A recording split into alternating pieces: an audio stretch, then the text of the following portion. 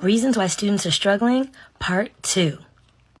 My thoughts, my opinions as a mom of 27 years and a teacher for 23 years. However, I have data and research to back it all up. So why are kids struggling? What if I told you it was by design? Write this down. President Bill Clinton and the 1994 Education Act. President Bush and the 2003 No Child Left Behind Act.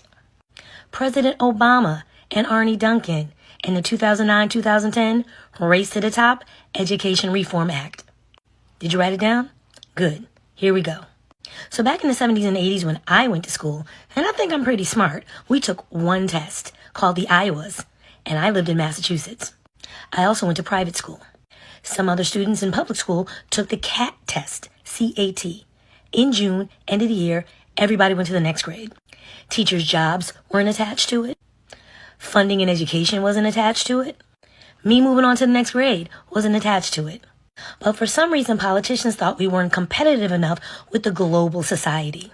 So in 1993 and 1994, President Clinton's Education Act started making schools and districts more accountable. Especially poor schools, urban schools, Title I schools. If you wanted your money, you had to follow these rules. You had to get those scores up.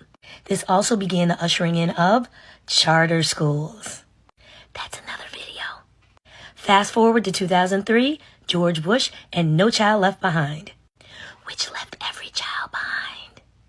So No Child Left Behind now holds the teacher accountable. If scores are bad, that's your fault. It also made teachers have to take a test to be able to get licensed to be in classrooms. Back in the 90s, you went to college, you graduated, you went right into the classroom. Not anymore. You need licensure. You have to take a test. Guess who creates teacher tests, at least here in Massachusetts? Pearson. Guess who creates standardized tests for grades 3, 4, 5, 6, 7, 8, 9, and 10? Pearson.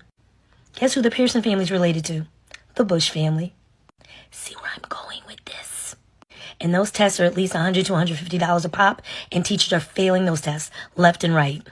That's another video, though. Fast forward to 2010 with Education Secretary Arne Duncan and President Barack Obama's Race to the Top, where you literally had schools and districts competing and racing to the top to see who would get the money. It was a competition, y'all, for real.